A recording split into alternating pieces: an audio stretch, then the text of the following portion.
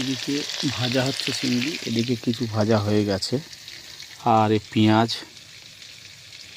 চিংড়ি রেসিপি হবে আজকের সুন্দরভাবে। পেঁয়াজ আর এই চিংড়ি রেসিপি হবে খুব সুন্দরভাবে, টেস্টি কারি এদিকে চলছে।